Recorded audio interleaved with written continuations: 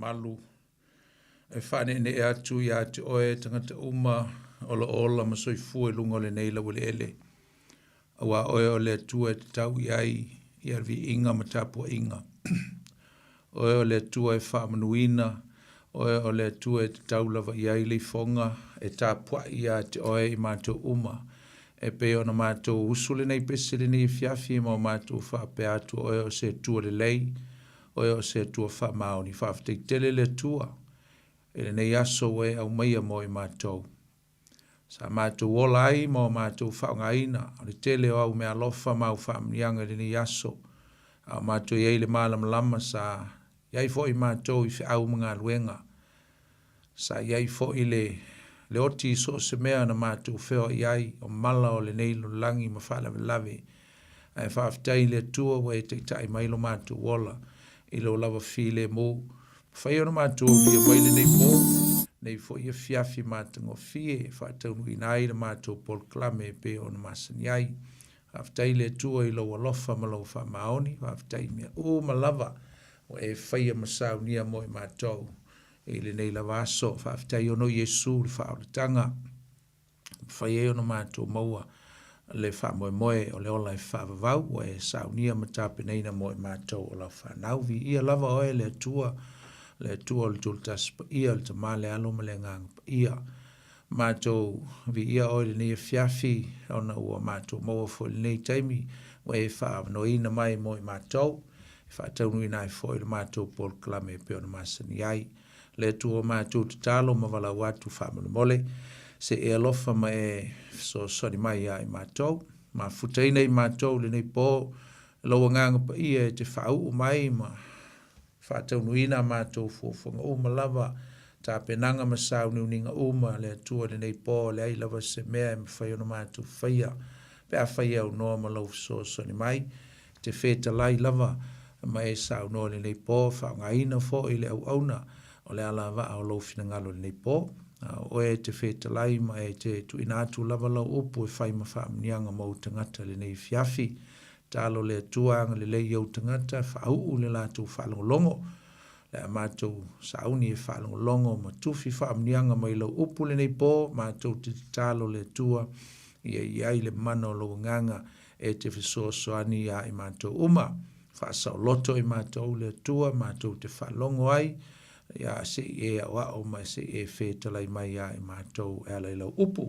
Whaamanuia i mātou uma le nei pō le tua, Vea foi lau upo o se meli su malie i loto ma fina ngalo e mese la tau e o lo mana mia o il nei po nisi o lo whapenao na iai whengai ai ma whawhita auli o le tino pol o mea foi o whengai ma le nei soi fuanga ia mese foi o pol kalame o lo iai le nei foi i vai tau o le soi fuanga e mese la ma foi ia o mawhatianga ona o lau walau pa ia vea lau upu le nei po whai lea ma so ni atu ia i la tau, langa ina ai le atua se loto ua ma whapenao na whawaivai ia po o ia i mawhitianga o le tino, talo ia e whamuia i mātou uma ia lau upu ia o mai fo e lau whamalo longa ia lau upu le nei po, langa ina ai so mātou vai vainga ma se meo mawhitia ai mātou le tino o le mawhau ia malenganga. A umalama fo le ngā luenga le nei po, ia tū maua tupe ia te oelevi inga o le whamanu ma le whanetanga nei osu umai o le whavavau ono Yesu. Amene. Ia, whatalo whatu fo le fiafi i lau whasausaunga Samoa, i lau whafonga mai fo le fiafi tātou Paul Kalame, ma futa mai fo i le tātou maftanga e pe ona masani ai le tātou Paul Kalame le nei o le tutu o le upenga le loto whatalo whatuai, e le ia ma le mamalu o Samoa si o tātou o tunupele, whai on tātou mafuta le nei fiafi, whatalofa atu, e le suafo Yesu le tātou li, mo le tātou whaola, ia tātou te wheiloa ia le nei pō, le nei fwia fiafi, ia e whapenao na whatalofa atuai, e le ia lau whainga luenga, sunga i whawhengai ngam whatua, e so stovine, mwhai ona mafuta mai fo le nei fiafi, whatalofa atu ia te utou, mo le atu fo i se whamalo, tu sai foi ia ma fai ngā taulanga mausinaka, ngā taulanga nei foi vai aso sa tātou whenga iai ia ma sauninga e peon vai atu vai sa ma lo lava le auna, ma lo le ngā lulue ia malo fo ile tautua ile tua malon finangalo vi ia lava le tua tu sai ma le folaina o lana upu le aso na nafi ia va pe fo ile aso na inisi o ekalesia e fatalofa atua ile ia o Samoa po fe lava se meo lo e mafuta mai ai ma e mai mo mai ai ia ma e falolongo mai foi pe foi o e falolongo mai sau le tio fatalofa atua i malenga fi ni fiafi ile pa ia le silasi o sio tatu no Samoa na yo tatu matua ia au fai ngā luenga ia mi se lava foi po fe lava se atunu o lo e au mawai mai no foi fatalofa atu ia tu to ni fiafi le swafo Yesu nisi foi o mamai tono mo ngase so se meo mafuta mai el nei po lungo awol tele e fatalofa atu ia tu el nei po le swafa manu malo le tatu li o Yesu ia malo lava le so i fu maua malangi mama se e fo le tatu sa nei fu te usanga e le tatu fo longa le tino e mai se le tatu fo longa fa le nganga ia le fo ua la mau mali atu fo le nei masina lon tolo le nei te usanga masina o mati ia lo tatu sa le vali tu foi ia i se tasi fo i o masina fa ta waina le kalena le cristiano e fa mana tuina ai ia le maliu o Yesu le tatu li fa ola ia e fa pena fo i ona tatu va ai fo le tau o le nei season ia o le taimi o le aso maliu ia taimi fo i o le fa mana tuina o le paseka ia po le seta fo i pe ona i lo le telefoni se kalisia ia e tatu te alo atu ai foi ma tatu vava ai atu ai foi ia ele matango fie foi ia o taimi fa penei mese fo o tatu fa mana tuina o le fa o le tanga na faia Yesu ke riso mo i tatu ia tonu foi la o leva Yesu fo o le a vai foi o le a tatu fa longo foi ia e se tatu por clame fa tonu Yesu maliu pe luani nai va Yesu ia pe atu sai ia mali finangalo le tua tau puleola e fatalofa atu e fo il sunga ia sau ni fiafi o manga lue atu ni po alo sau nga lue ia ua le lava mai fo ile au na le tua ni fiafi il sunga atu langi ia ona o ia fo ni nai tu ngia fali karisia ia ai vi ia le tua ni fo fiafi mo le ava no fa auro fa ava no in fo ile tua ta tu te tala no ai e le fionga pa ia le tua ta tu te awa wina mtata noa mansusue mtata tu fai foi ia sa fustemi watu le hava noa ia e le tato e le ia le tato au fa fonga le fiafi ia pe foi so finangalo ia e falia mai tu sa le tato mta upu ia o le e foi fiafi ia o lo tato tala noa i le fa wa tato mta upu e le tu sia le perfetta o Mika ia li am taina le tato por clame le fiafi ia nei tia wangalo ia lo foi Samoa lo anga et foi nisi sia mato foi ai ngaloto i Samoa lo famne tuinai le aso soifua o se tasi foi o tamam tu sia mato e kalesia ia salo po le aso freile po le aso tonai le fai el famo mo fitsfulu o sia mato tama ia fa savalu ia foi sia o lo fa penao na ia Samoa malanga atu foi le tina ma le fa nau ia au alfa mo ia fai o fa fonga mai ia se tasi foi tina ele misi nei por clame fai fo fa fonga mai Samoa ia lo fatu ia mamuli atu lo fanga fa mnianga mo le asol tama ia ele nei foi weekend o lo fa penao na tatu anga ia tu iai wi lava le aso soi for fits full tama ia fa savalu ia le tua ia e foi niso fa mnatu ni aso fa na le aso pe on fa no longo mai foi ni fiafia o sau lungo le ala ia fa mni atu ia o to aso soi fua pe ona ia ni aso ia le tua o le tatu por clame le fiafia la tatu fa longo ele perfecta nei o Mika sa tatu tel noa ile fiafi o le sung fua no vai atu nei ia se foi le manaia la tam fai la vai na ia tatu tam fai na ia pu mai uma ni me taua ma ni me nga o ni me mauai ia ni o onga le lei mo i tatu ia ele tatu soi fuanga e pe ono tatu ia il nei foi vai tau ia wa nei tusi uma ma nei perfecta e pe ono valo mo perfecta mai upu fa valo anga mo upu fa perfectanga mo le whanau o le atua, o nuu o le atua e lua, e le pito i lunga ma le pito i lalo. Ia o fe au lava ia, e le ai lava, ma se ese e senga ma le teimi le nei. Le ai ma se ese e senga e le ai ma se mea e ese ai, le mea nei ai teimi ia, e mo ia ese tausanga ua leva, ua au tausanga ia nei upu o perfecta.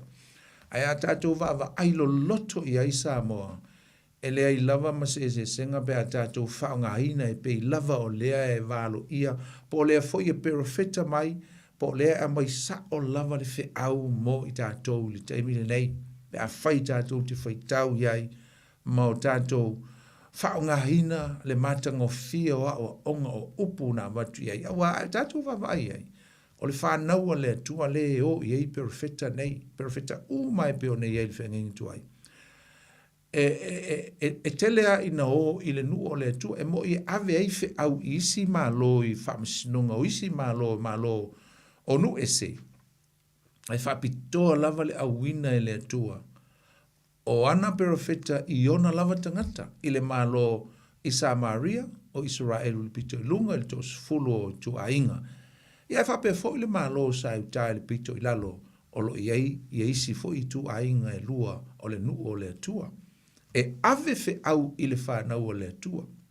E whapena fo i le upu tātou te whalongo i e li te mile nei. Tātou te whalongo i la unga i le aso ma le aso, o le awina mai lea e le atua o ana au auna. E tautala mai pe perfecta mai, pe fola mai lana upu moai, mo le whanau o le atua. O le au kerisiano tātou o whanau o le atua. Ia pe a whai wa veke riso ma li i ma whaola i o tātou o langa. Ai le lava le teletonu. Ai te tau ono o tātou whaia se maftanga ma Jesu ke riso. Ina ia wha mautino inai e moni lava o tātou o whanau o le atua. Ai se a whamaili yoane mo mua lono whai upo sufuma le lua. Whamaia ua awao i lātou uma o e na talia o ia ma whaatua tua i lona suafa. Na vatu i aile manuia lea, e ta ua i lātou o whanau a le atua. Whanau la le atua le nu o Israel. A o whanau a le atua i tātou.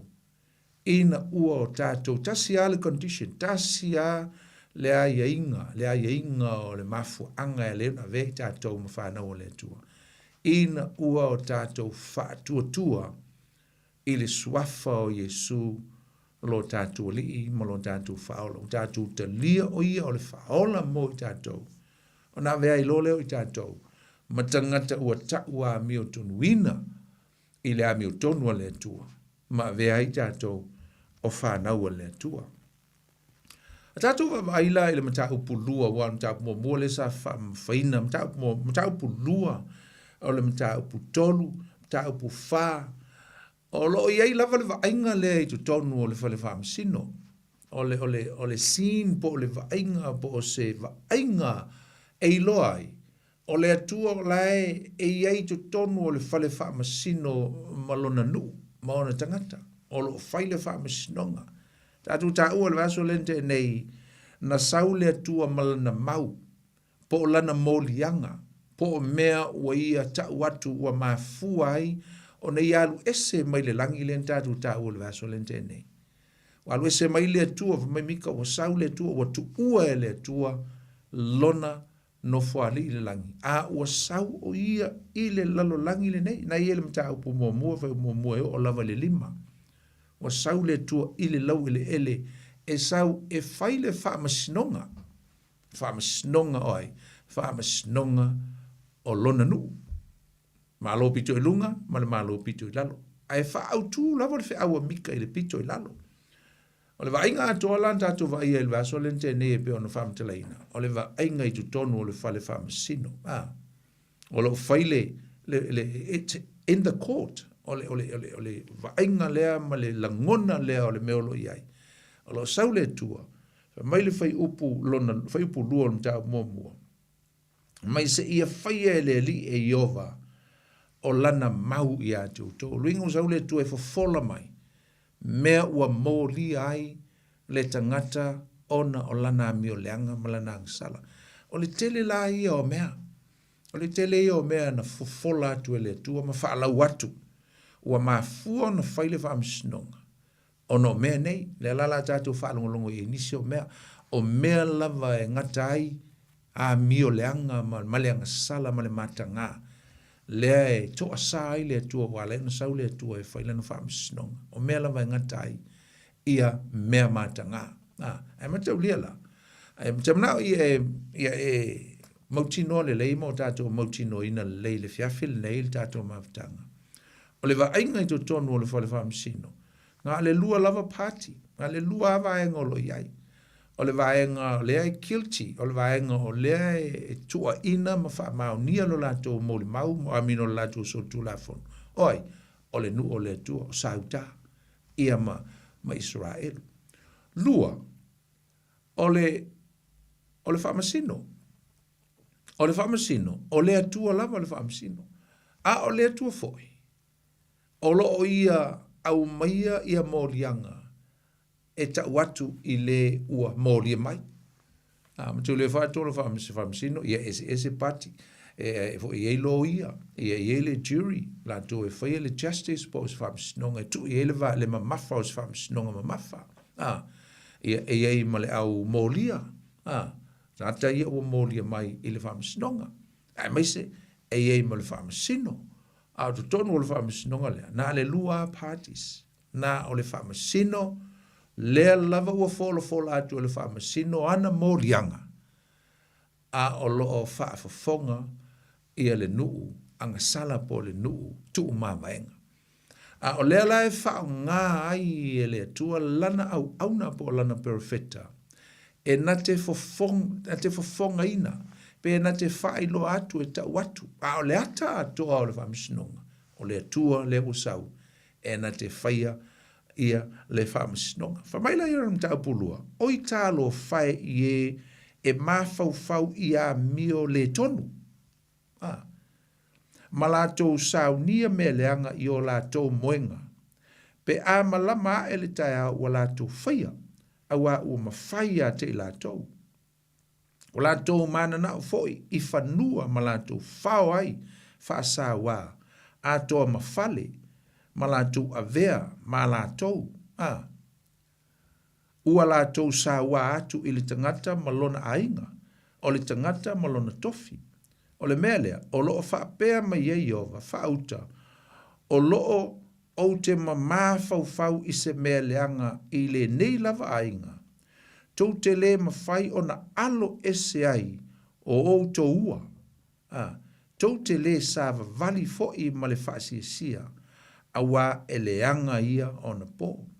E saunia se whaat oto i a te utou i le aso e pese le pese e awa lofa ai tele lava e whapea ua matua whaatafu na ina i tātou ua suia e ia le tofi o lo nu a we ua ia ave e seina ai i a tau ua na tufa i o tātou whanua ina ia li liu e seina o le melea o le ālea iai i a te oe se na te lafo ina se maia pe a whaile vili i le whaapot putonga a iowa. E matau tia. O a tātou wā aira i le whao punga i e sawi. Tātou e pe wha matala mai ai. O le mea lea o lea tupu i tangata o le nu o lea tua. E mā whau lava i lātou i mea leanga. E o lava i le taimi e mo moe i lātou i o lātou moenga. Mā whau i mea leanga.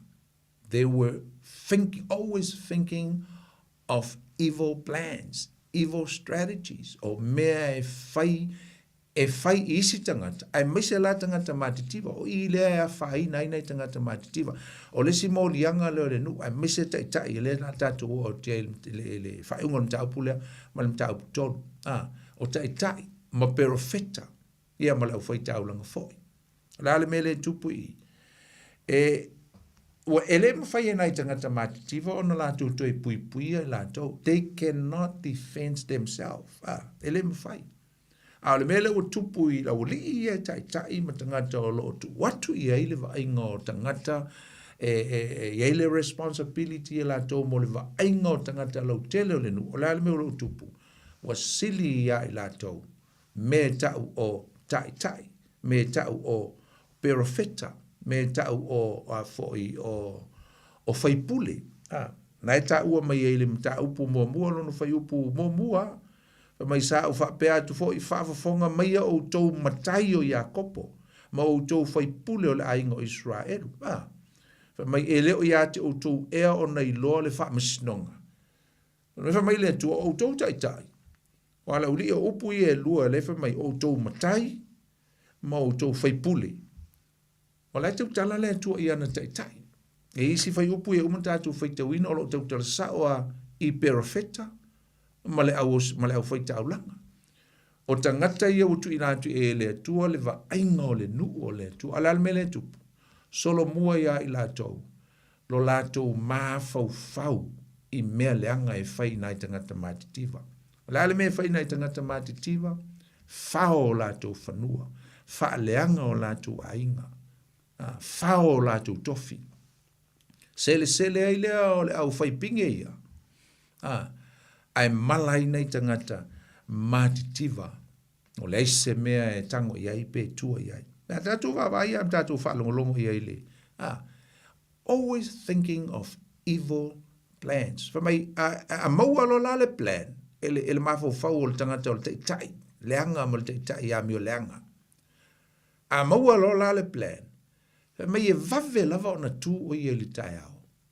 E alu e whatino le mea leanga lea, po le fuafuanga leanga lea. Me e vave ona, fo lele ona whaatino. Ai whaatino i awala pio. Ma awala whaalata, cheating. O awala e tau mwhai ai ina ia whao mai whanua. O mea lai, ma tau leo le mea le sa whai e o sua ia so ia. Leo toi au mai i e mika. O le mea leo le whao ngā inga o le vili. Le whao ngā inga la o le vili. E tufa ai whanua. Sa fo le distribute ai whanua, ma whasoa whanua, ma i le tu ainga, me se fo o le au ainga, ma le au ainga, e tu iai e whao ngā le vili. A wawaila le mele wo iai.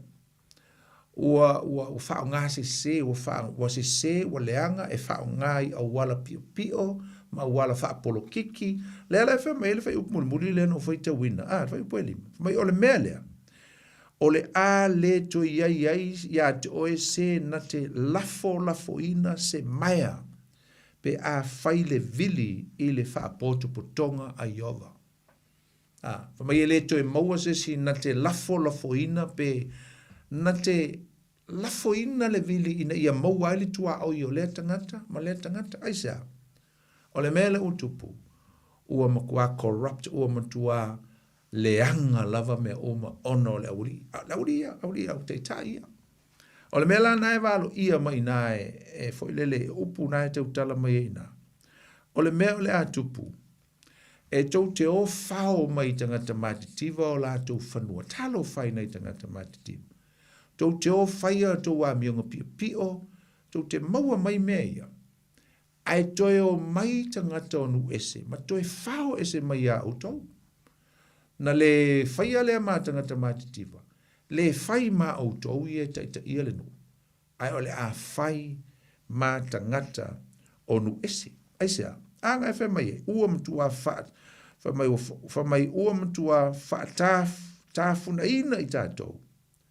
Ua suia e ia le tofi o loo nu. Aue, ia le aue o le mālaia. Wow. Whamai ua ia ave e se ina i a teau. Ua na tufa i o tātou whanua. O lai tau tala i a Asuria in the future, in the near future. Assyria will come and take it out from you, your inheritance. Whamai o mai ave ese mai a toi. O na tufa le malosi o Asuria. Ai leise ko me mawai. A le uto o whapili ma whaase se na i tangata mātitima. Ai whao mai o tau. Ia nai o la tau whanua. Ta alo whai. Awa ole tūla whono wa ai i mea uma ia te utala mai le mtaupu lua, mtaupu tolu, mtaupu wha. o lea e toi fofola atu e mika le tū la fono le tua, ile e soto lona mata upu e lua se fulu. Tuso o lewa vatu e mika le, ia whaupunga ia, ai pea o le ata pea no tau, o le ata, o lau sau le tua e vatu ia ana molianga, po mea ua mafua e una sau whamsinonga. Ai, a mai e la ma le tū la fono, e foi lele e wha maonia ai, o le proof le po le, o le wha maoninga lea, o le tau so tū la fono, o mea uma ia na vatu ia tu tau, e tau te tausia, o le tū la fono, lea wau tau nofo ma soli a polo inga se fulu, nai le mata upu, e lua se fulu o le tusi e soto, e wha te tau fo ila i meni o tangata matitiva, a ua te mana o fua i le, a foi lele i mea le rua te tua oi, o la na va, o la na povi, o la na asini, a ua te alu fua fao mai mea lisi tangata. Aisea, leanga wa uma o na whaile vili, o le fina ngano leo le tua, vai mea, a vatu le mea le tangata ia, ma o le tu le maleanga, o le anga wha, tangata Israel, o le mea wa vatu o le tua ia toe. O lau mea le nae te nofo ai e wha vavau. For lele, it's a permanent dwelling of every single family. E wha vavau. E le whaoa. Kai pe fo le mea lenga whai e a apo malona to lua mi o leanga o Yesu pela. Lena no nofo whao le to vine anapota. Ole mtua i ole mtua i soli ya le tu la fono le tu ole me fa pele i ele tangata ia malona au ainga e umatu ia ai saulo na tali saulo na suli fa wawa ele heritage le po le tofi le ole tofi mai le tua ele fa tamala i ese ainga ala me le fa ia laulia au tangata tai Telo, e lui e foi tatou tangata, tata mama ka o leaders, o tai. Leo a mai i aule i ale, i al tula malama le leia i la tole, i la tula fono, ina ia, pa penao no la tausi ai, pela no fai atu. O le mea e tu oti, ia tofi o le tangata, ua fao, fa ma losi, e nei tangata, ia fanua o nei tangata matitiba, mai ia, e lenga te o Yesu e le mele o le alofa i o tua oi. Ia e peis uma o ngai ha penga foi Paulo le o mai Paulo mta upu tolo tu si Roma. O lona mta upu iwa na fe mai o le fasio tangata, o le modilua, o le ngoi, o le pepelo. Pe e se si mea to e fa popo i na mea. A na fe mai e Paulo le fai upu iwa. O le mea i o to loa. Ia e alofa atu i le lua te tua oi e pei o e lava i a toe.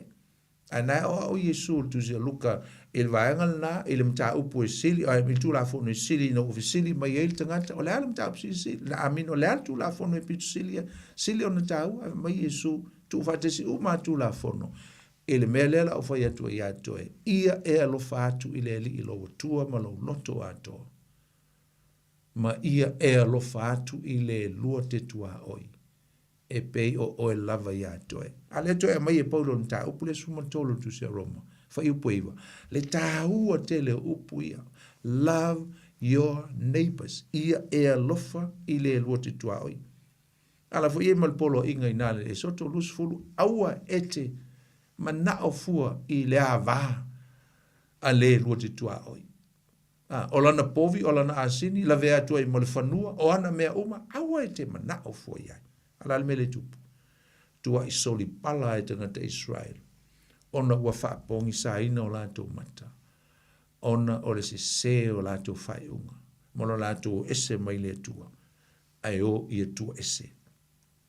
Ese lale, le tā ua tele. Pelana u tā ua le, whaiupu nai e lima, mai le tua, le ai se si e toe vai se mea mo utou. Le ai se vili, le ai se si na te toe lafo ina se maia, o lo luinga o le lafo ina leo le maia i le vili. O le tua oi. That's a boundary. O le lafo o le maia i le vili, o le mea e tusi e le vili, o le mea le na e fai ma oi. Tosi il tua oi, laku le maia koso il kua oi, o la mea le na, mai le tua e le to e whaia le mea na i a tau. Aisa, le anga o le ao mai nu ese, o le ao mai asuria. So le whapitol mele o le upu o le whapitoanga le malo le pito lunga. Ma, a lele o te mitu talai le tua ilisi au ri ia ilalo ia sa uta. Aisa, ia. E mafua o maa nei mea o mafua le whai o le whaamisnonga. E mafua o na tūl tanga te tono le whaamisnonga. Mafua o na goals e whaamisnonga. Ma whaatel tali po le ale i unga po le ale verdicts o le asau. E mafua o na o le whaamisnonga. Ona o le mele e tau o le soli tu la fono. Transgression, soli le tu la fono. Wang sala. Leon whai le whaamisnonga. Pela nau tatu ta ua. Ma fuanga lewa leon whai whaamisnonga o Israelu i teimi o mika ona o le lato soli tu la fono i tu la fono a le atua. Polo a inga se fulu a le atua. Ese lale tau. Mai, o tātou whapea mai, o lātou whapea mai e vavalo mai awe. Aua nei o tō vavalo, lātou te le vavalo i a te lātou. Nei, ele mawai le maasiasi. Tau lion kwa maasiasi ala mele la iai, la mai asuria, ele teimi la mai asuria. Al whamisnonga ngā le tu, le whai le tu al whamisnonga i kai peo se poku le whai ai, whai whamisino. Le whamisnonga, eva ai luma, e salamo loa, ele tau nuu whamisnonga, ele tau nuu memo, a whai ele salamo, e o mai asuria, mo lātou whaia le whamisnonga. Whamai le whai poe fitu, oi, o upu whapea le aingo Iakopo, le ala ua li liu le tua ngā ele pito i lalo, Iakopo, whamai, e vai ea le ngango Iova, o ana ea ia ngā luenga, o au upu e le leia i ea le o savali i malea mi o tonu. Ua tūla ilo unu talu mai ana mua e pei o se ua ita mai lava, ua no nofo whao le pulupulu a toa male ofu tele i ate i la tou, ue ui ane male whaatala noa, ue ua foi mai i le taua. Ua outou tulia whawhine o lo unu i o la tou fale e fia iai. Ua outou ave ese foi lo mamalu i a la tou whanau e whaavavau. Tutu ia i lunga outou i nāu ese ia awa e le o lo outou mālo longa le nei.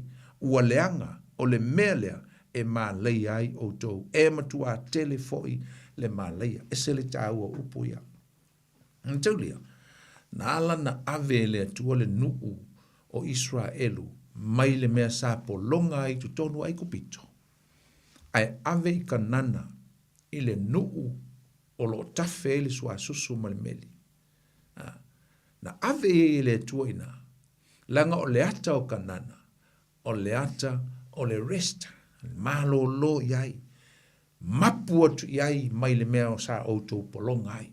Se senga male lalo langi le tātou te iai, o kanana fau po le ola e whavavau, tātou tuko akako mapu ape a tātou o le langi i le ola e whavavau. Whapena malava le pattern le atua po le ata whaatatia le atua, na au mai elo na nu, e mai tu tonu o ai kupito, ai ave le nu lea, upu i usau no i le atua le whaamisnonga. Mai le tua ia Israel. Mai se ia Iakopo po le pito i lalo. Mai ia le tua. Whamai tutu ia i lunga. Tutu i lunga. Get up. Tutu ia i lunga auto. I nā ho ese ia. Awa e le o lo auto ma lo longa le nei. Wala me le whatau e le saunanga i a le tua. Whatau i le lau e le lea. Na ua whaatata mai upu ia o sao noa tuai le au na le tua o upu lo fetala i mei le tua e whao ngā mika e tau atu ia i lato. Whamai a, get up, lala winga o le melea, e ele taimi o le a o ko o ese i ma le lau ele nei. E le koe whaia le mea ngei ma se malo longa mo o tau ai sa kele le kou leanga, tele le tau a mea leanga, tele le tau sol tu la fono. So this is no longer your resting, dwelling place. Ele koe vele me ngei ma se me whai ma o kou ki ma lo iai. Aisa, whamai a ua leanga, ngai upunga, whamai ua leanga o le mea lea e ma leia ai o tau. E matua tele fo i le malaya. E umo wha mai e malaya o tau, ai wha mai. E matua tele le malaya. Na e whata tau le taimi o mai ei asuria, ave le pito lunga. Ai whata tau fo i lalo i lau, li e pito i lalo. E o mai fo i nepuka nesa ma papelo, ni e staimi. Matua wha sala fo i ate o tau. Kokele e maua i, e te mia vese o tau, ai pule ai e, a maila uli i, a maila nu ese, e lafo ai le lato, mai a lafo, e fua e lato, me e loto ma pule ai lato, ai sea, wa ave ese mai tofi ate o tau. Langa e o lava i tu tonu, i lo tonu nofo ai, e solo mua i ate o tau tai, e solo mua i ate o tau, o e lo avatu i ai, o fai pule, o perfetta, o tau i e te solo mua i ate o tau. Lo o tau pi o male whainga o tangata mātitiva. So ese le tā ua mengi o tangata mātitiva i le fionga pa ia le tua. Tā ua tele mo mea o tangata mātitiva. Tangata o lo ola i le poverty, tangata puas, e tā ua i le tua, le va ai le lei o tangata mātitiva. E mātitiva. Ale la koe kura uri e koe whao mai mea lai serva, lai ola i ngai tangata mātitiva. Tā lo whai. Om tua le make sense a. Au tangata tai. E la vea tua i malau whai tau langa. La vea tua i mawhai whiau. I le mele, wa tau te tau atu ai. O te fo i le tua, o te saoa. I lau whai tau langa. O ma perfetta di liwa i le tua i whai tau langa. Se o tau agree whaatasi e whai nei mea. A hape a whai atu ia nisi o tau. Se i o tātou toi fo fola tasi mai le tu la fono le tua. Po le ale me le fa me le tu la fono le tua. So God said, you are all guilty. You are all guilty. Guilty of what? You are all guilty of breaking my law. You forbid coveting, wo to whaia le amio leanga, o mea e pule a istangata, a wo to whaatama i hina, mo to ave ese na mai ilo o to pule sawa, mo lo o to wha maulu lunga. O lea o to whai ai nei mea uma. E o e alai lalo, tala noa mea lea tua i le malo longa lea, o misi o to le malo longa lea, aisa, tele le to a meo leanga. Pa mai whaipo sumaltasi, aise tangata e savali e tusa malona loto, ma le wha ole e pepelo mai, e wha pea mai, o te vavalo i ato, e lau kaukala e perfetta, o te vavalo i ato e, i le waina ma le avae a vea lava ia ma perfetta i le neinu. Iako poe, o te wha poto lava i ato o tō uma lava, o te au whaina lava o e tu toe o Israel, o te whaatasia i Posara, pei o le lafu manu i tu tonu o soon, i tu tonu o le mea e whawhangai, la tau te so ona ua lolo ona o le vao tangata. Ua alua e i o la tau luma, le na te le petia, ua la tau le peti, ma la tau ui ane i le whai tutoa, ua la tau o atu ai lava, e a fio atu foi lo la tau tupu i o la tau luma, e mua foi i ova i a te la tau. Wa i lale manino o le valo i a ina mai o le Mesia o Jesu Kiriso i le whai ungo le tau pulea. O le tautala i le matu ia o le mea o le ao o i malo umane e lua. Asuria le pito lunga e o mai, ave whaata funaina, ave whaata ngā tautau o le pito lunga, o mai Papilonia mnepkanesa le pito ilalo, ave le pito ilalo, o lea e toi fola, koe mai le promise le tua, i le mea o le atupu. O lea le mea o le atupu, fa mai o le a wha poto ina o tou, e pei o mā moe. Pei o mā moe. A whai mai, o le mea e wha poto i ei o tou o Posara. O le a whawhanga i nai o tou. La tou te so ona ua lolo ona o le vao tangata. Luinga e toa tele. O lo tau tala i le, o i le vaenga le. O lo tau tala mai i le me tau o le foilele o le toe whaaola o laina pe toe o mai le revival, o le ao o mai le whaola tanga. Ao o mai ia le lavea ina. Le aho mai i ate o tou se teimi o loo i lumatu. Ia le lavea ina. O le lavea ina la lea. Ia mataulia le tau tala. O Papelonia na whaato i laloina i Asuria. Ia ai whaasao mai le nu o le tua na whaata whea le pito lunga. E se avoi whainga o mea le tua. Papelonia na lato whaato i laloina ia Asuria. Ai na mawhaiona to e mauai ia se whaasa o lo tonga mai o le ta whanga. O le ata lea o le wha o le tanga na promise ai le tua. Na te toi wha o leina ma toi wha poto ina i ona tangata. O le pito i lalo. Ma te ulera le pito i lalo. Le ala ua whai ngā Papelonia i le pito i lalo. Ua wha polonga ai ma wha ta whea i ai le nuu pito i lalo. Ai na o atu fo i lesi malo. Wha to i lalo fo i Papelonia ia. Ai wha sa o loto mai le pito i lalo. O le ata lea o le wha o le tanga. O atu me taima Perisia. Whaato i lalo Papelonia, ai tupu ai le wha o le tanga. Tau lia o le ata o me taima Perisia o se malo, ni la iti. Ai na mawhai ona o lato whaato i lalo ina le malo tele o Papelonia. Ai whaasa o loto le nu o le atua. A o me taima Perisia ia, o nu ia le i Iran il teimi nei ma malo tutua oina lato au fatasi il teimi lea. Malona o lewa le modern world o Iran, o le waa teimina o me teim Persia. Oni malo ni, oni malo la iti pe a fatusa i a Papelonia. Po Iraq malana fa po tonga ngai ai tu fatasi il teiminga wa Papelonia ngai i tono Iraq il teiminga modern world. Papelonia, o se me ke le tele. O le ulia, e le titi. Sa le ise manatu e mwhaiona la tu fatu i le loina.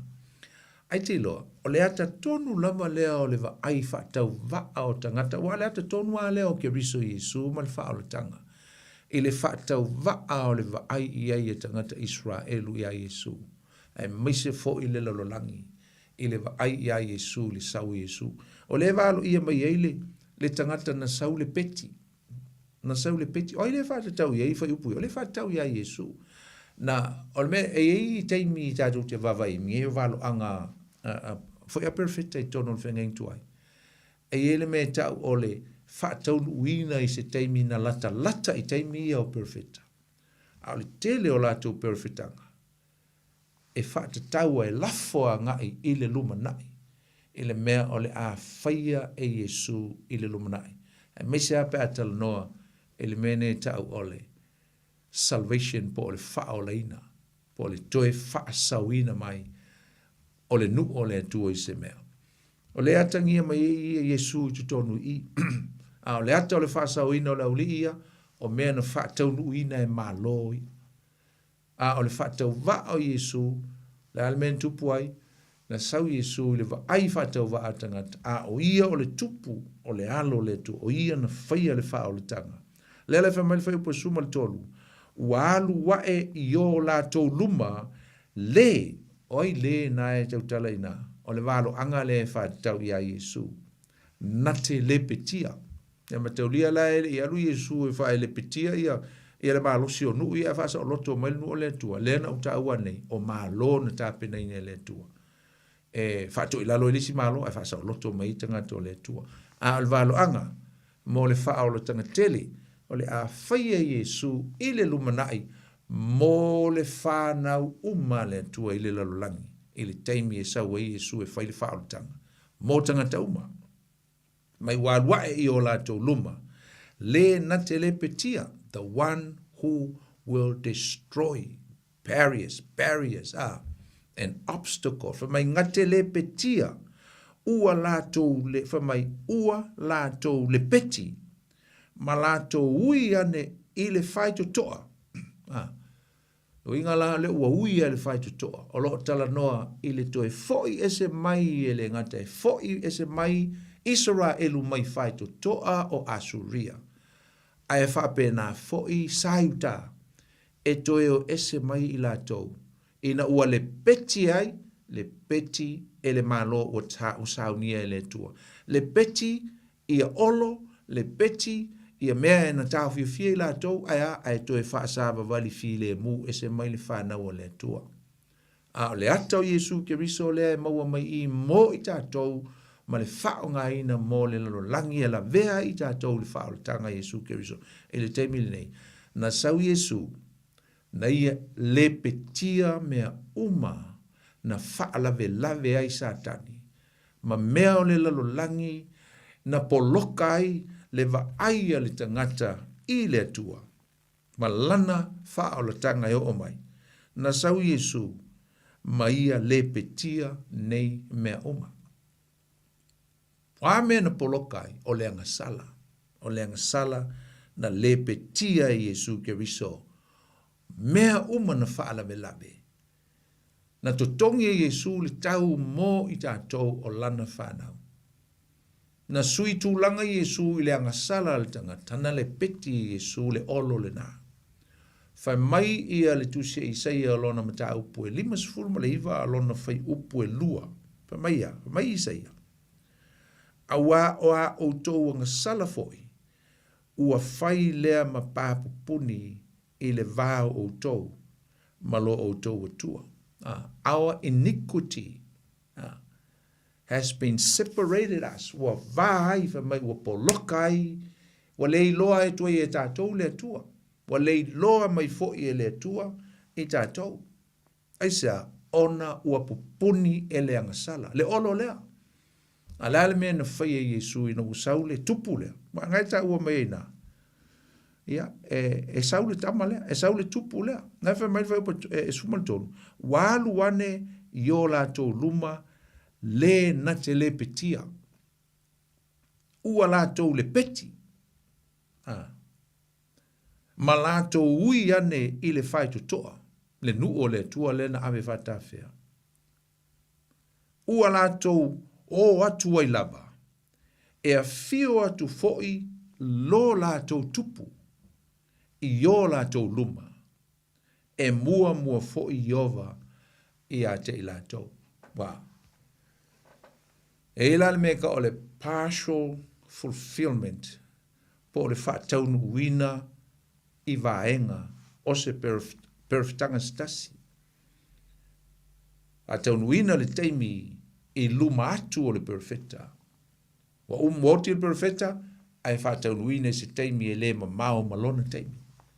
Ai atu le fa taunuina na, ai ei lesi fa taunuina ese le sili atu le taua. E fa taunuina Yesu I le lumanai. Lea na sau le tupu. Wa le tupu na te vai atu iei. Ia nae o le ti mata te tele ngai lau tu supa ia Samoa. E leo tautala la I se tupu po o Nebukanesa, ia po o Alessana le Sili, ia po o Anselota, po o Ailava se tupu sa I le lololangi, e leo tautala I se tupu o le lololangi le nei. O lo tautala I le tupu o tupu, o le alii o alii. O ia le sau e le petia mea uma, le petia le mea na vai, le tangata angasala ma le atua. Le mea sa polonga I tātou. Pe o le polonga lau li ia. Polonga I Asuria, te leo tausanga. To a tau a mata o na maua se a e o le tā whianga mai I. Whio lolo papelo ni le mea no e le pito I lalo. Na le fitso fulu, umarolo fitso fulu, to e whae. A leo li I lunga. Sa whesi na umi ono le mio leanga. Ma le tu ma vainga I whianga inga. Na la tu whaia ma le atua. Ona o le nei lava mea o le anga sala. Ma le mio leanga. So ese la le ta ua tele. La tatu vai o nai walu ia mai ina. Mena ese le maa nei ai o tusi nei ai. Tatu e tau o tu ese walu anga winga ia Yesu. Tatu tau whailea. Ina ia whaamatalatala mai ia manino mai ia awili ili mai loa ai. O Yesu. O le autu lava lea o tusi ma lava. A perfecta na lato valo ia ma perfecta ina mea uma. E le ngata e whaatau le nuu, ai whaatau I le luma na I o le nuu o le tua. Whaatasi ai manu ese. Mea, e whapena fo ila le me tā uputonu. Tā uputonu, ese le tā o tele, wai, te loe le mwhaion tātou, ono mata upo ole tusia fitu mata upo tusia mika ya msalo sel mane ya pata to vai lia uma me fonga lina le mane mo fa na tinati o wa langa tele yo meta u ma me ngalo I tonu tusine ya tato pasia ya o tato misia le si fa munianga ma le si o onga matungo fie le la sa foi te wina le fai upo mo mta tolu mai sa fa pe atu foi fa fonga mai ya o to matai o Jakopo ya fa fonga mai o to matai ne fia fio ko yo sa o ma ma tanga tolo te ai le ngata foi o le level o le leader me ka o leader esele o nga o tusine ya mika eu foi o le leader o le kalesia o foi le te fa fonga mai o le leader e ke le tele o stato me nga mo mai I lu ai o fa feo ngo ka ko leadinga tangata o le tua ta feo ngo tato fia le nga luenga o ni ngalo a maile responsibility po le nga luenga o ta fa yo ia I leader le tua male fida ngalo le tua ia fai male fa maoni ka ko e fo I le tua e fai lo ia I le fua accountable ka ke o le tua tau ia ma ave ia le lipoti o nga luenga lea ua fai e tatou mo le leo lewina o tangata po lo ainga ngai te ai po le fai nga luenga ngai te fo mengi ai po le kalesia ngai ke fai fe awai po e ngai te I se maftanga I kongo le kalesia e apalai so se me tau o se tai matai fai pule o le ainga o Israelu ele o ia te outou ea o nei loa le whaamisnonga se tu sao ele tua lana mai le tua ele o kou ea kai ele o tou ea kaunga mua kou loa le whaamisnonga te si whaapunga pe ele o tou ea taunga o tou loa mua le tu la fono ta loa o tou te taunga mua o tou loa le whaamisnonga aisa alanga o kou ngau tai o fe ise me te ai le lo tu la fono le tu fe ise me te ai le mala malama ile tua malona finangalo male vala awina na vala awita to mai o to o lo ino I mele le ai fia I mele anga wow o lo to sai ese o la tu pa a to ma ano la tu vivi ya e fai a singa lo loko fa punga nga lela o skipping a lela wa e te utala mai fo lele pe pengi te tu langa fo lele o se mo se fo lele animal mo tangata ai tangata e fai pa mo ka kia upu ele o ta fia ele tua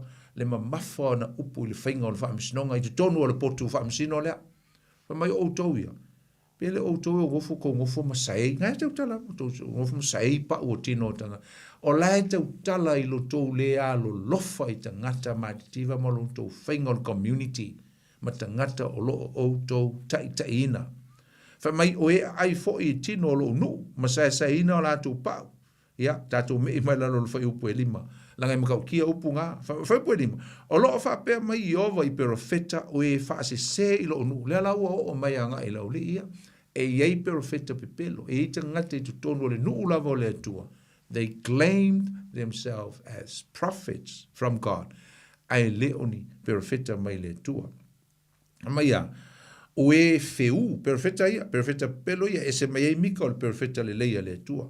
Fa mai, e feu I o lato nifo, ma lato ala langatu, o le manuia, a o le ua le avane mea I o lato ngutu, lato te sauni lava le taua ia te ia.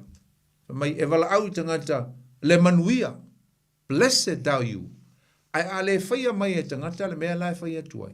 O le ale mea le whamei. O na o lato sao nia leo le taua e whaatama I ai tangata ia ua whaamanuia I ai. E alu le whaamanuia I le ngutu. Ai to e luatu e foi. Ma le mea le lei. I le loto. Ai maiso le ngutu. Whamalita la tuspa ia. Na o le vai Yesua malie e luatu le ngutu o le tangata. E le luatu ai ma le vai o ona. Luinga e te le whaamanuia, ma e to e whaamalaia, I se tangata. Mai le ai lava masisi le nei lunga o funga ele, e te tau ona I e te utala e whaamalaia se tangata, e oa I whai au. We have no right to curse any human being. Ele os kako mea ngā. Te kadia le tu a ona lava le tu le wha maoni o lana au auna. E sau ale tu whai le mea lai mana o le tu le mea ngā a fo ele o se mea tātou. E tautala i wha maalai i o fo i mengi o mātua. Ele te tau ona tautala wha maalai se ta ma se tina i sana whanau. O se mea matuale le lei, o se mea valea i luma o le tua. Aisa, e le o se mea tātou le whamaleia. O le tua lava, e ona ina le ta mama le tina lea ona o lona whamaoni atu le la vā, la maftanga.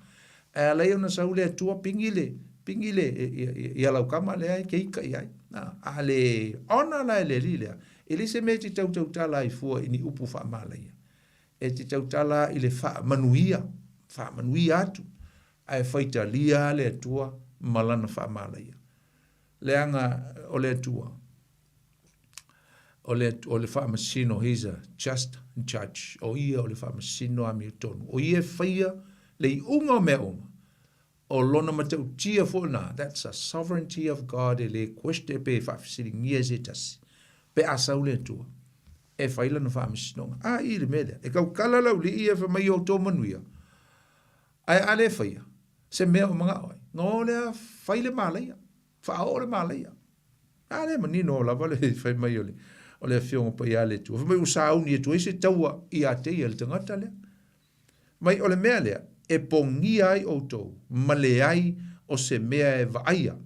E o fo i le pou liuli a te o tō. Male le ai o se ite. E ngoto fo ile la i ia perfecta. Na ringa e le va aia e nei perfecta se malama. They will never see the light or any vision. O le vision o le mea ngai luma. Fa mai e le va aia e nei perfecta. Aisa, perfecta pe pelo. Perfecta e valo mai ngā mea le angai i ale nu. La tau te ufiufi fo i a la tau ava o i la tau umalava. Awa e le ai la tau te ufiufi fo i a la tau ava, o i la tau umalava, a wā e le ai se tali mai i le atua. Ai pitai, o au e moni lava, ua wha tumuina au i le mana e le anganga o iova, le koa la kako kama o mika. O makua boulda kako kama malangtala le o whai, wa upu ia mika, upu moni ia mika, whamai ia mika. Ai pitai, o mika, e moni lava, ua faa tumuina au i le mana o le anganga pa ia. Ele i whewhea mika pe faa papole ina ini manatu o tangata pe na iei lava sona manatu ho ele le faa pea ne te ua tusi di mamai tangata e faa pea ai u ke fia mawalunga u ke fia faa kumu i anganga pa ia mai no na ta usao atu lava e mika. O tau o perfecta pelo. O au le nei o le perfecta moni le atua. E loa le ese senga nei o kou. O le matua pelo a mea ngātou te whaia. O au. Ua whaatu muina au. I le mana. The power of the Spirit of Yahweh o le atua. O le whaamasinonga fo'i ma le malosi, e whaailoa tuai ia kopo o lana soli tu la fono. E whaailoa tu fo'i ia Israelu o lana angasala. Malolosi o upuna e o mai eina. O le whaamasinonga ma le malosi. E maua mai e le mana, pe whaailoa ina mai le mana o loi tu tonu o le tangata.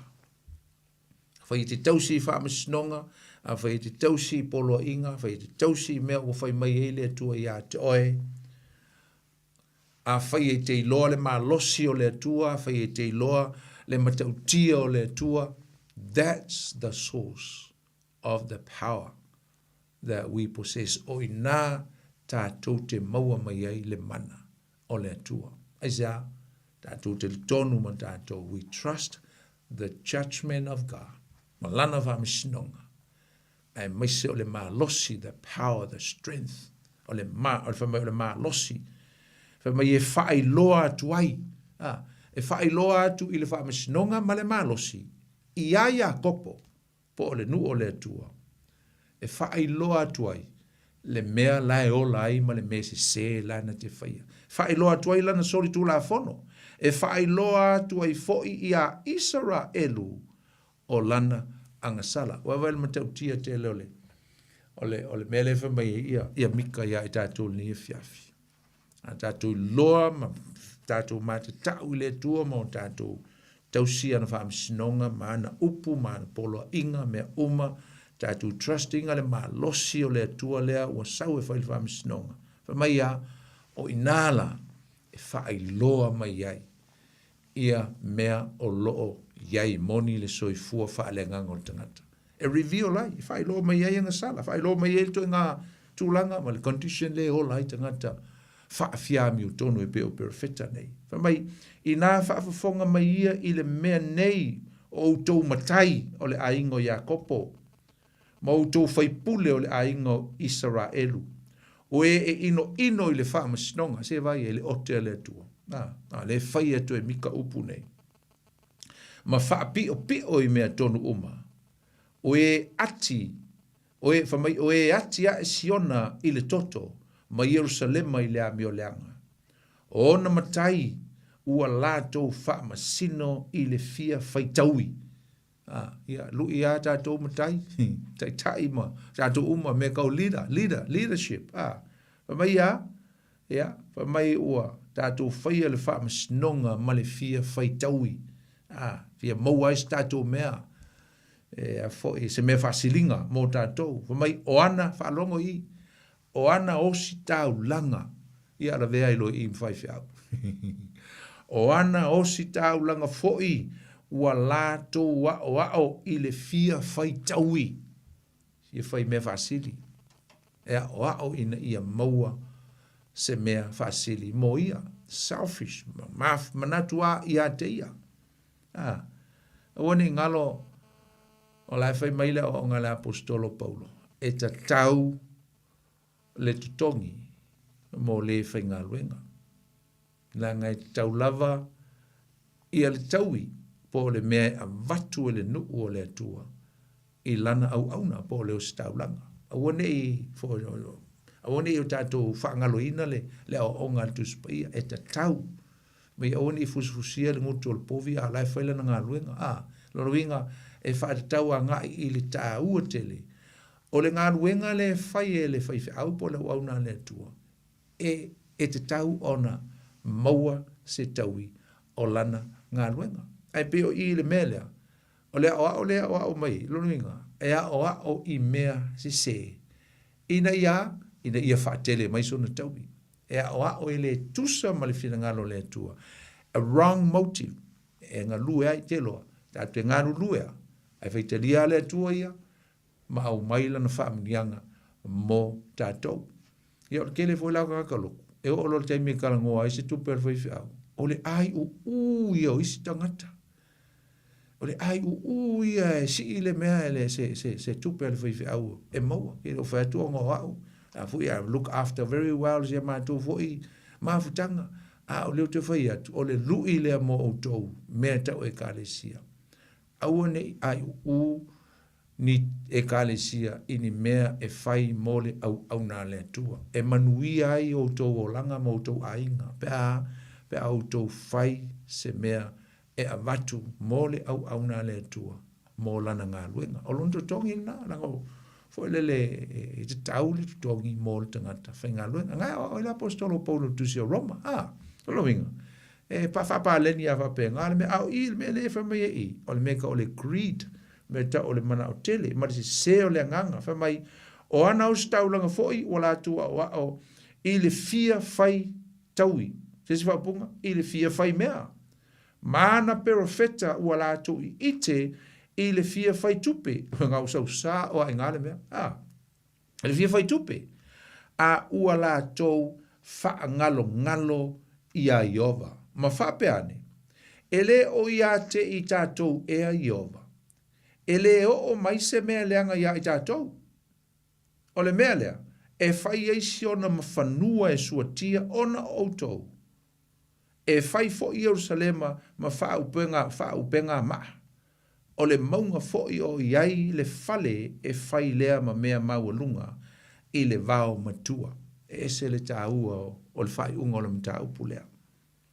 Fa mai le au fai tau langa ia ma perfecta ia pe on tatu talanoa ma matai ma fai pule lauri ia. Lauri uma ia me kau tai. Fa mai lauri ia. E le fa ngalo mai ai ova ia tato. Kusa pe se ser ka ko me le fai. But it's just because we are people of God. He will never forsake us and he will never punish us. Makala lauri ia. One ngalo ka ko le fa na o le tua, o le nu o le tua. E le fa ngalo me le tua ia i tato. Mai ia mika ia na upu i winga ma le nā tua lauri fa mai mga ko lauri ia. E le o ia i tato e yo. O lai loa lai faile mese se, ai fa pero la tu manatu. Tu sa pe tato te ta aloi i le mele ka ko ki ngā lurue. God doesn't care. E le mindinga e le tua ka ko mele anga i e fai e sa. Se ka ko kua. O le kua ka ko. E la se me fai e le fai e le tua se mele anga mo tato. Fa mai la fa punga lea.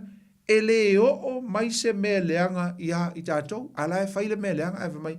E le fai e le tua se mele anga. God will never ever punish us because of our evil do.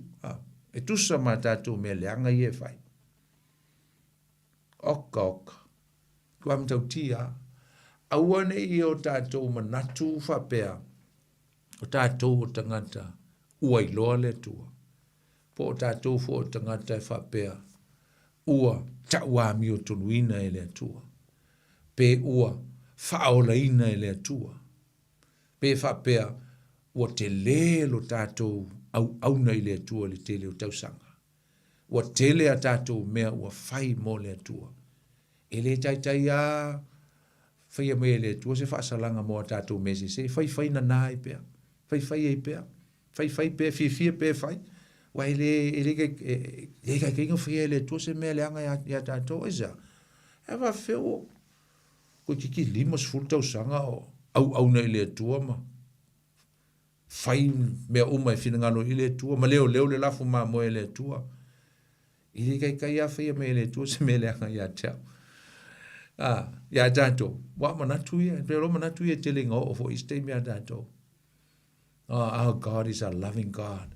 He will never turn his anger towards me. Fa mole. Awani o tato manatu fa pea. Ele fa pea te lo le tua. Ele respecte le tua se tangata pe a fai e ola ele ami o lenga. He is not a respecter of man. O le tua. E ami o tonu. E kusa a po le au kausanga o e au na le tua. A fai ta te faia leanga sala. Male mauti noa, male manatu.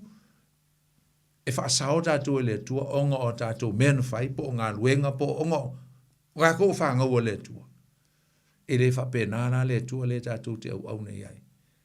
O le tua e mio sao, e chasta, e tonu lana, whamasnonga. E le alo le tua e whamasino ma fai le fai unga. Mo le tangata. So, e se la le tau. Ia le walu alu e altal noa a le ua. To e se furu ma le valu tato minuti. Ia ai mana ia tu atu le avanoa. Te tala atu le avanoa. Le taimi e te whasoa mai ai. Mai so fina ngalo na e tato minuti e utoe. Ia e a fo i tu natu ai le avanoa. Le fiafi tolu fitu tasi lima i wa tolu.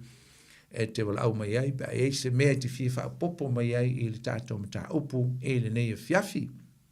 Ia.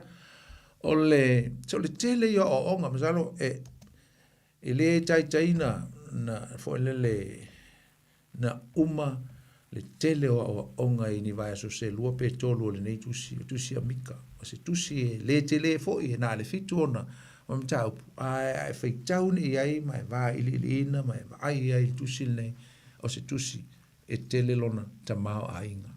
O ne ngalo le winga o le ngoa mika, o ai ea se e tutusa malo tātou tua.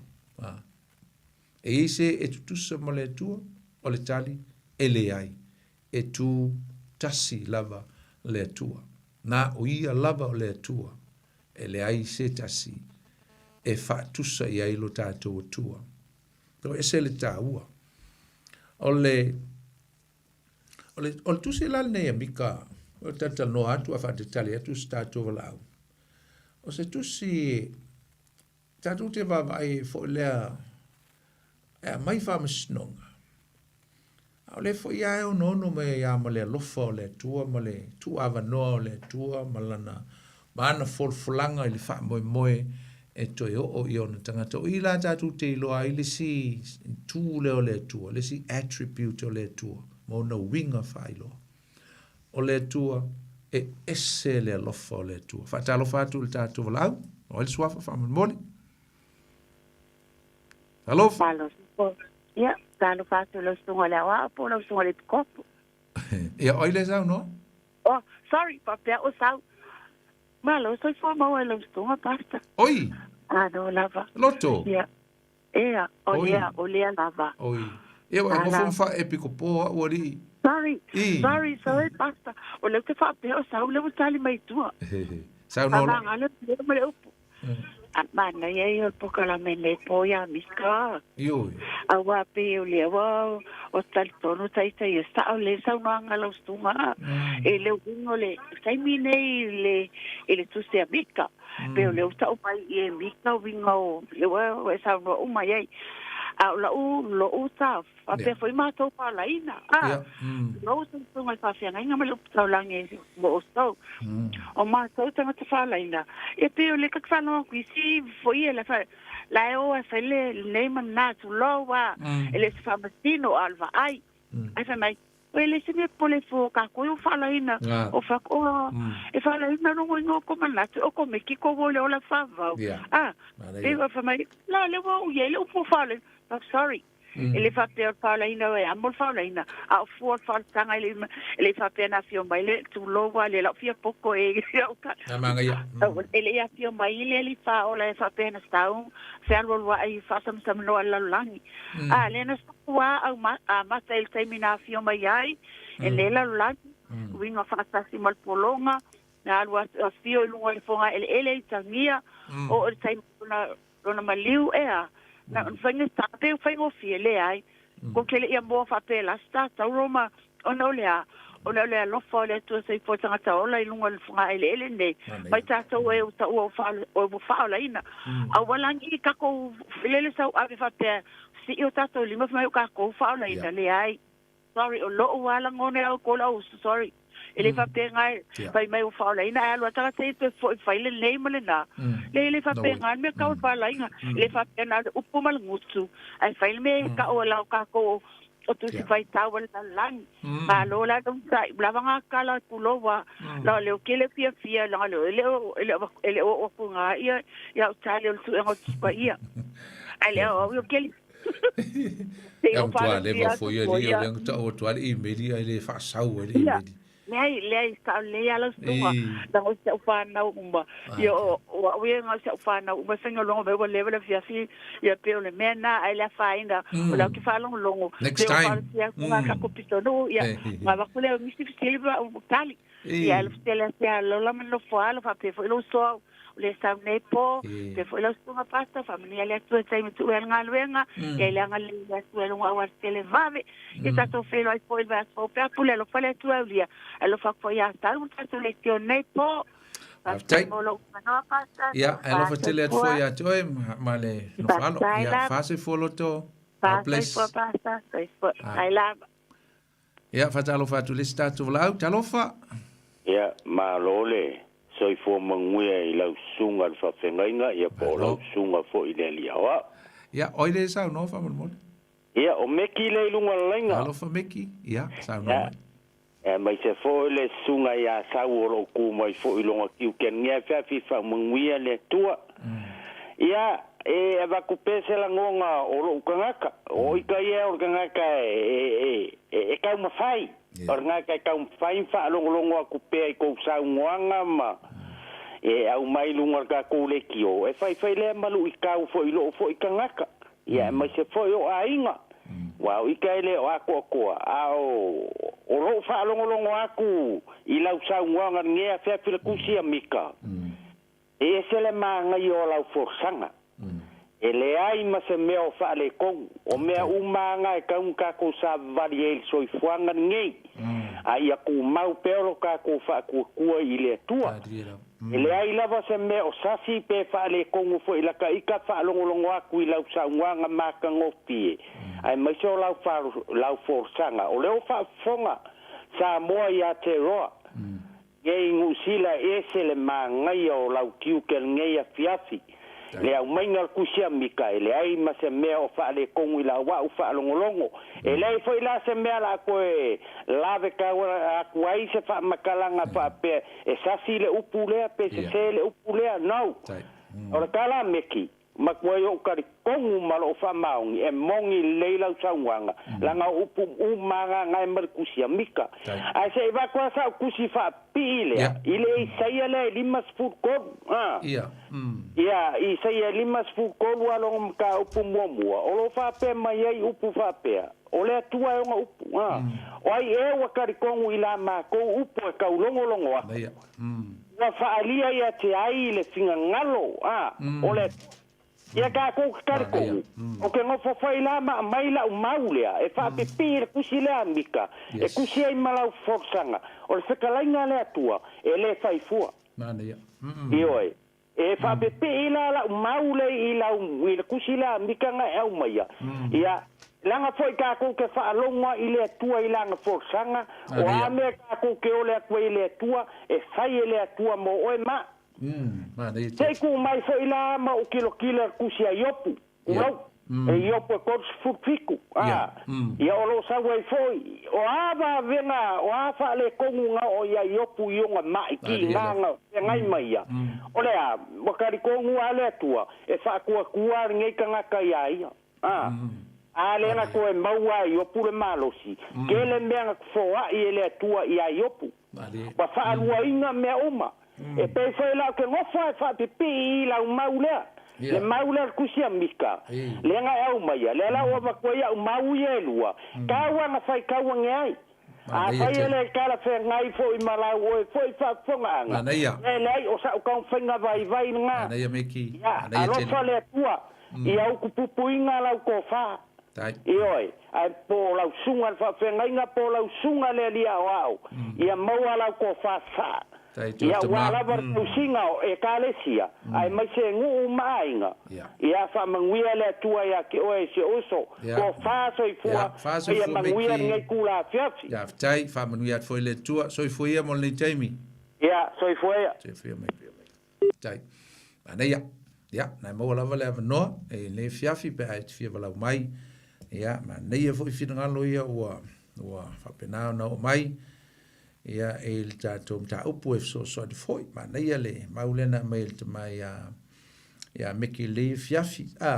e sele ma nei o upu i seia te feita wina tu alanga e ma nei mai oi e o te tonu i la ma tu upu e tau longo atu ma tu ia o le foi alu i seia i ka e gas ia le la alu i seia ia sauta o le foi fai seia e fai foi ia i tangata o le malo le vale ia ne ele un tangata fai ngo fiel malo o foi o le nu o le tu le ngata pito lunga le pito il alfa mai oi e o te tonu ila mato upu e tau longo atu fa mai wa faalia ia te ai le ao o Iova wa tupu ai o ia e pei o se ta tupu i ona luma e pei o le pongai le nuuna mati.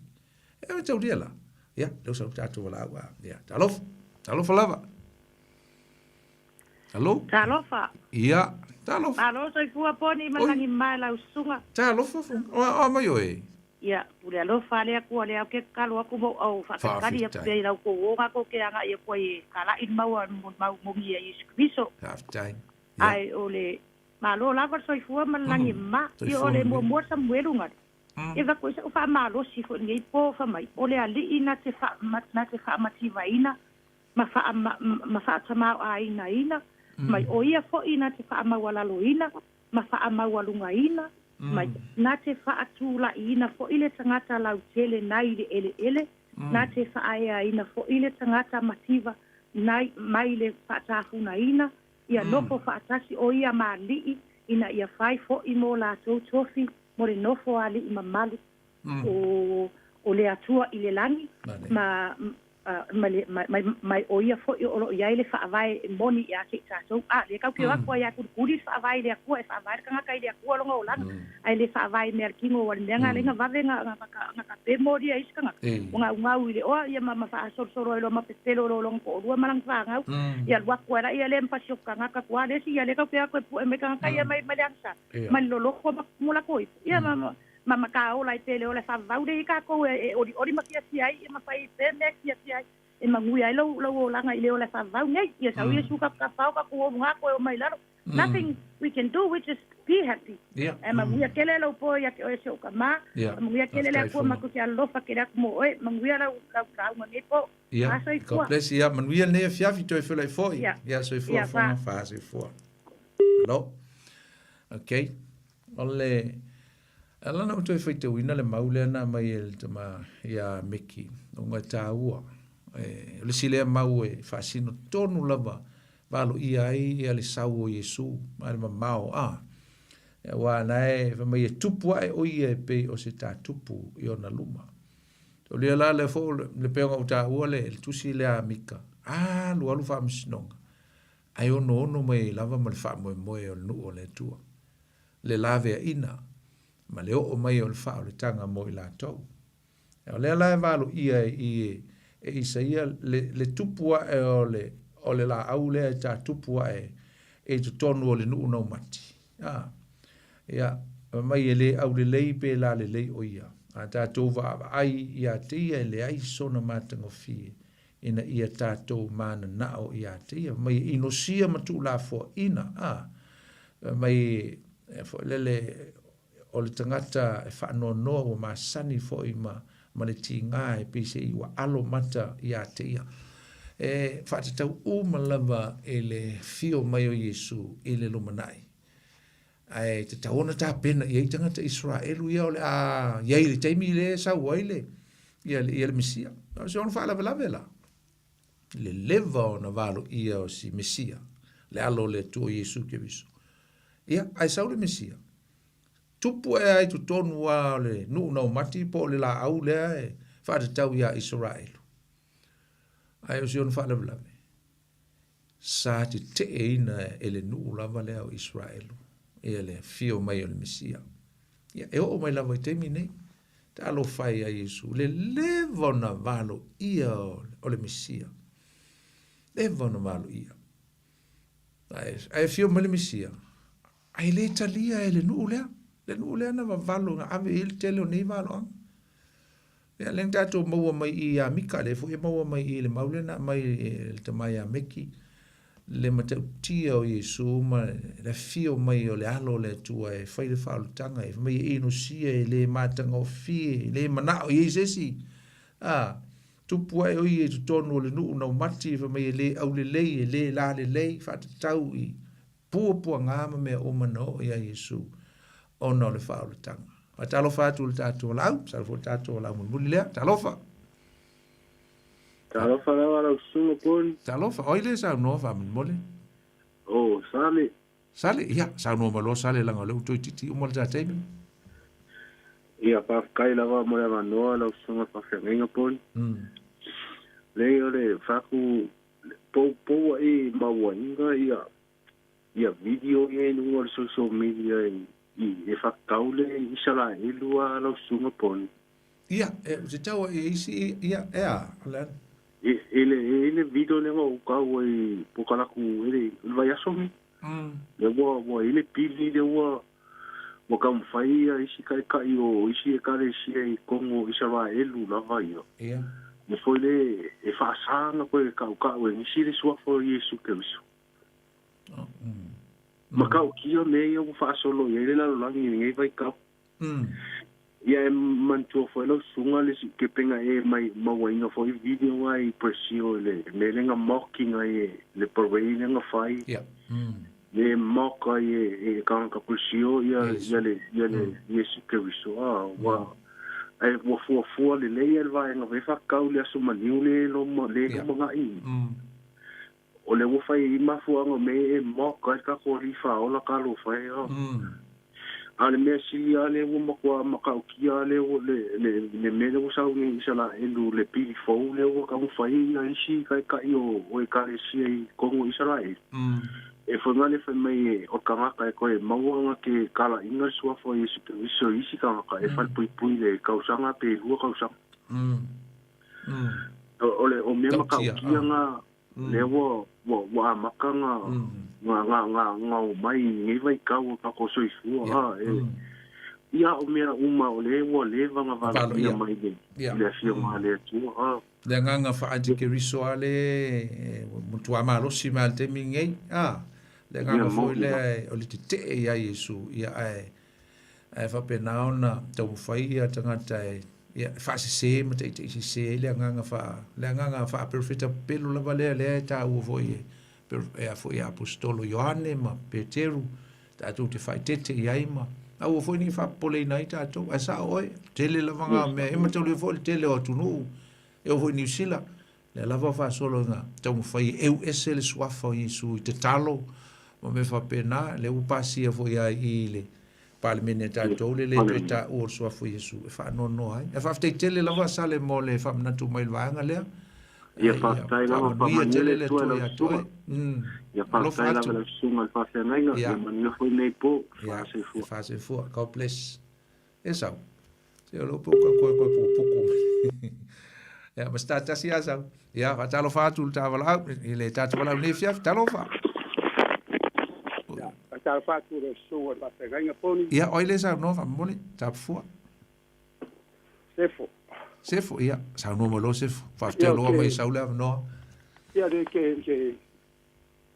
se va a ser fino de famsingonga de que ia que mare kusidea de ko fa ko yo ale fa mai de kusel fadinga ida wa skolo mala ma fa sa uma e fa mai ko foi no foi yo ko ka kapitero de ko fa mai fa le ko ala ga de ga ye e ka kala kus pa ia nga venga de fa mai Yesu de ko ko ya oi ore ko umba ko nga venga ma Yesu fa e de ga no ko o la action pa ia de ko va la action pa ia de ko mo ma de si ko de o famosingo fa mai de upo Yesu e famosingo oi ya ki oi e de si famosingo ma de ko kus pa ia ma ye sauda ko famosingo ya ki oi ya ki oi de pule o fo mo ya de rang pa ia ye ke lo ki mal madu de la rang pa ia ai de sauda de ko famosingo vai de sa foi o de kusa ko fa diga e ai ke Yesu o fa ko kusa fa diga e o de wa de koko le kusa fa diga o koko al kama imamo o ma de ba ko dunga e de ar foi sei si lo kama te are un mai ya ka o ai la de wa o Yesu e dos kama imamo o de nga pa ia e do ska le po mai kasi ana sala le po mai le kusa fa diga akwa awa nge mo di mau ilo nga pa ia o ke le fa baringa o fa va wa kuso le balo anga wa o de ranga o le balo anga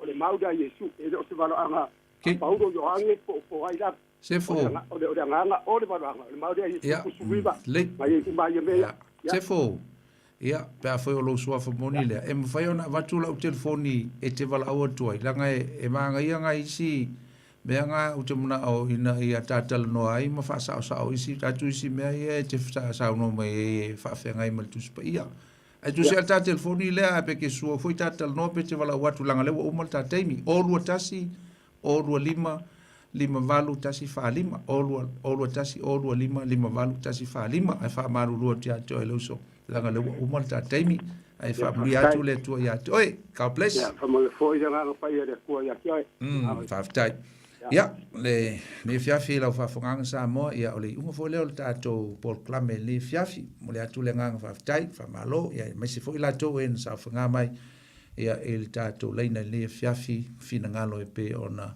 tuina mai whaftai te lelo mātou tua mātou te whaftai ono le fiafi whaftai lau upu whaftai a wā e mori maulava lau upu i mea omalava mai seo mea mātou te tonu mā o awina ia wā e te le lava le tua le te le wa o onga ese o lo whapena o na fatu e tangata i tonu o lau upu e whaftai a wā e mori maulava lau upu i lau lava fionga pa ia mātou te whātutua mo mātou te tonu ia o mai whai loa mai le tua ia le moni ma le ato toa lau e fionga pa ia se o mātou olai mo mātou whasoai mo mātou ao awina ina ia manuia ai mātou tangata Samoa whamanuia i au tangata Samoa le nei pō mai se lava le tua ia so niatu inisio ia ini whaalewe lave mani mawhitianga wha mai se atu mawhiso so niatu lo nganga mai se ni aingolo iei lova lau pa ia le nei vai tau so i whanga talo ma anga le leile tua ia leo ina ma pui mātou le nei pō te tai atu i mātou lungo awala ia whamanuia le tua se ia whapenao na mai a fo i le nei vai aso mātou whiloa i fo i le vai aso fo le manuia tu mau pele vi inga ia toe nā le mātou te talo tama e ala atu ia Yesu lo mātou li i molo mātou whaola amen ia o tātou porklamena nei fo i vai aso Samoa ia le teletonunga ia sa whapenao tātou mafuta whaalongolongo ia mawhai fo i whamnianga mo i tātou le upo le tua tātou tue whelo e fo i le vai aso fo i le teimi masani ia nei fo i fiafi o la auto au na nei poni fono ti fa so i fo ia mo nei taimi. God bless.